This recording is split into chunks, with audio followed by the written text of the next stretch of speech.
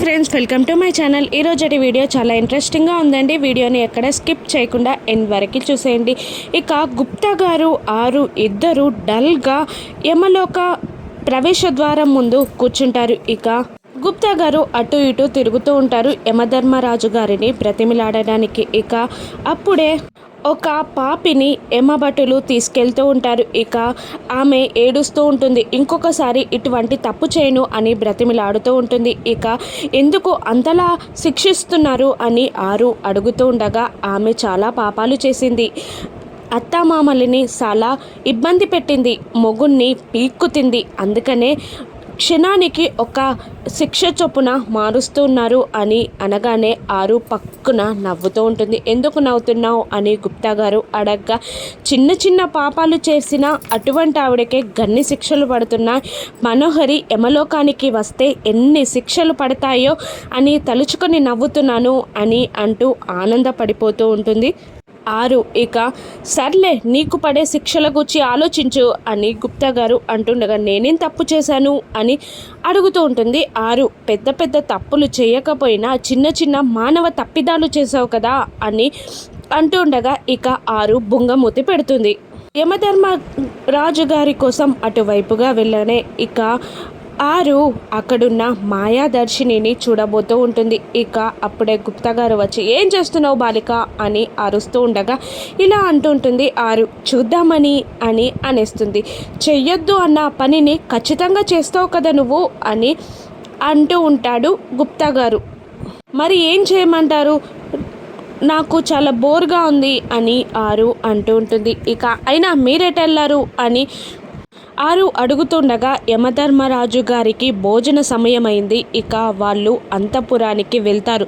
ఇక బ్రతిమిలాడుకోవడానికి వెళ్ళాను అని చెప్తూ ఉంటాడు గుప్తా గారు. అప్పుడే యమధర్మరాజు గారు ప్రత్యక్షమవుతారు. ఇక ప్రభు గారు ప్రణామాలు అని నమస్కారం పెడుతూ ఉంటాడు గుప్తా. ఆరు కూడా ప్రణామం చేస్తూ ఉంటుంది. ఇక ఇలా అంటూ ఉంటుంది ఆరు, యమధర్మరాజు గారిని క్షమించండి, పైకి రావడానికి కాస్త ఆలస్యమైంది. శిక్షిస్తే మీరు గుప్తా గారిని శిక్షించండి. నేనేం చేశాను మధ్యలో, నన్ను లోపలికి రానివ్వచ్చు కదా అని అడుగుతూ ఉంటుంది ఆరు. ఇక మిత్రదోహి అని అంటూ ఉంటాడు గుప్తా గారు. ఇక చాలా కోపంగా దంతికలు నమిలినట్టు పండ్లని కొరుకుతూ ఉంటారు గుప్తా గారు. ఇక ఏదో దంతికలు నములుతున్నట్టున్నారు అని ఆరు హాస్యం చేస్తూ ఉంటుంది. ఇక యమధర్మరాజు అని కోపంగా అంటూ ఉంటారు. ఇక అయిపోయాయి, అయినా నేను చెప్పేది ఒక్కసారి వినండి రాజుగారు. వస్తే లోపలికి రానివ్వండి, లేదంటే కిందికి పంపించండి, లేదంటే వేరే లోకానికైనా పంపించేయండి నన్ను అని ఆరు అంటూ ఉంటుంది యమధర్మరాజు గారిని. ఇక యమధర్మరాజు ఇలా అంటుంటాడు, నువ్వే నీ అంతట నువ్వే పైకి వచ్చావు, ఇప్పుడు మళ్ళీ కిందికి వెళ్ళాలి అనుకుంటున్నావు అంటే నీ పిల్లల్ని చూడాలనుందా, నీ భర్తని చూడాలనుందా, అర్థమామల పేమని మళ్ళీ ఒకసారి పొందాలనుందా అని యమధర్మరాజు గారు అనగానే ఇక ఆరు షాక్ అవుతూ, కాదు రాజుగారు, కాదు, పిల్లల్ని చూడాలని లేదు, మా ఆయన్ని చూడాలని లేదు. ఏం జరిగిందంటే నేను ఒక అనాథగా జన్మించాను రాజుగారు, కానీ నేను ఎన్నడూ బాధపడలేదు, కష్టాలన్నీ అనుభవించాను.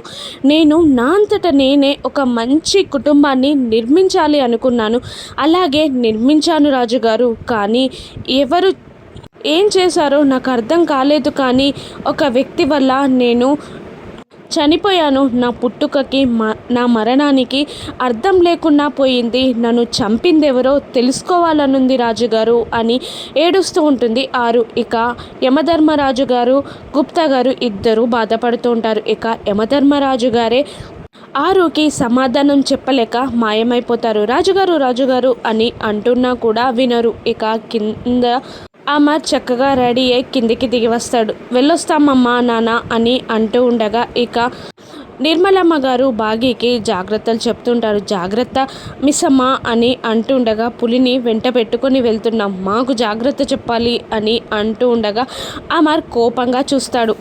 ఇక నిర్మలమ్మ గారు అని అనగానే బాగి నోటిపై చెయ్యి వేసుకుంటుంది. ఇక రామూర్తి ఆగండి అని అంటూ, అదేంటి బాబు గారు, పిల్లలు రాలేదు ఇంకా అని అంటూ ఉంటాడు రామూర్తి. ఇక అమర్ వాళ్ళ నాన్నగారు ఇలా అంటుంటారు, వాళ్ళిద్దరి మధ్యలో పిల్లలెందుకు, ఇక్కడే ఉండనివ్వండి, మేము చూసుకుంటాం అని చెప్తూ ఉంటాడు అమర్ వాళ్ళ నాన్నగారు. ఇక ఇలా అంటుంటాడు రామూర్తి, అలా మాట్లాడుతున్నారేంటి బాబు గారు, మా అమ్మాయి కొత్త జీవితం స్టార్ట్ చేయట్లేదు. ఇక తల్లిని కోల్పోయిన పిల్లలకి తల్లి దగ్గరయ్యిందంతే. అయినా ఎందుకు వీళ్ళు వాళ్ళు అంటూ వేరు చేసి మాట్లాడుతున్నారు. ఇక పిల్లలు లేకుంటే కుటుంబం అసంపూర్ణమే, వీళ్ళందరూ కలిస్తేనే కుటుంబం బాబుగారు అని రామూర్తి అంటుండగా, ఇక నిర్మలమ్మ గారు రామర్ వాళ్ళ నాన్నగారు ఇలా అంటూ ఉంటారు, మీ మాటలతో మాకు చాలా ఊరటగా ఉంది.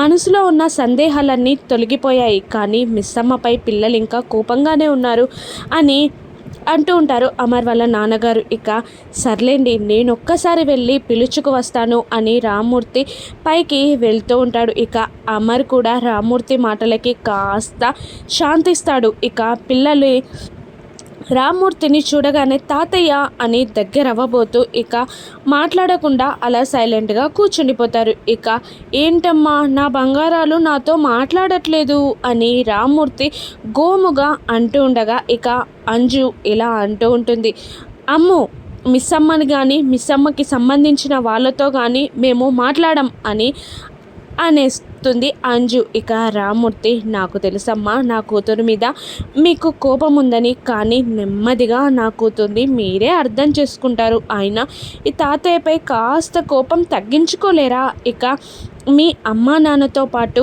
మీరు వస్తే చక్కగా మీ నాన్నగారితో 3 రోజులు ఎంజాయ్ చేయొచ్చు, బయటికి వెళ్ళొచ్చు, తిరగొచ్చు అని రామూర్తి అంటూ ఉండగా, ఇక పిల్లలు ఆశపడుతూ కానీ మాకు కండిషన్స్ ఉన్నాయి అని అనేస్తారు. చెప్పండి అని రామూర్తి అంటుండగా, మిస్ అమ్మ మా దగ్గరికి రాకూడదు, మా పనులు చేయకూడదు, మాతో మాట్లాడకూడదు అని అంటూ ఉంటారు. అలాగేనమ్మా, నా కూతురికి నేను చెప్తాను పదండి అనగానే పిల్లలు రామూర్తి మాటతో కిందికి దిగి వస్తూ ఉంటారు. ఇక అమర్ వల్ల అమ్మా నాన్న కూడా సంతోషపడుతూ ఉంటారు. ఇక బయలుదేరండి అనగానే మను ఒక్క నిమిషం అంటూ ఉంటుంది. ఏంటి అని అడుగుతూ ఉండగా బ్యాగ్తో కనబడుతుంది మను. ఇక ఏంటి బాబాయ్ గారు, నన్ను పెద్ద కూతురు అంటారు కదా, మరి ఈ పెద్ద కూతురు మీకు అవసరం లేదా? నేను రావడం మీకు ఏమైనా ఇబ్బందా అని డబుల్ క్యారెక్టర్తో మాట్లాడుతూ ఉంటుంది మను. ఇక రామూర్తి, అయ్యో అలాంటిదేం లేదమ్మా అని అనేస్తాడు. నీకేమైనా ఇబ్బందా మిస్ అమ్మా అని అంటుండగా, అయ్యో నాకేం ఇబ్బంది లేదు, పదండి వెళ్దాం అని అంటుంది మిస్ అమ్మ. ఇక పిల్లలు అమర్ రాథోడ్ ఒక కారులో బయలుదేరుతూ ఉండగా రామూర్తి, మంగళ, బాగి, మను అందరూ మరొక కారులో బయలుదేరుతారు. ఇక అమర్కి ఎదురుగా ఒక లారీ వస్తూ ఉంటుంది. ఆ లారీని చూస్తుంటే ఆ రోజు ఆరుకి యాక్సిడెంట్ అయిన విషయమే గుర్తొస్తూ ఉంటుంది అమర్కి. ఇక ఆరుని ఆ లారీ వచ్చి గుద్దేయడం అన్ని కళ్ళ ముందు కనబడి టెన్షన్ వస్తూ ఉంటుంది అమర్కి. పాపం రాథోడ్ అది చూసుకోకుండా డ్రైవింగ్ చేస్తూనే ఉంటాడు. ఇక రాథోడ్ అని గట్టిగా అరిచి స్టీరింగ్ని పక్కకి తిప్పేస్తాడు అమర్.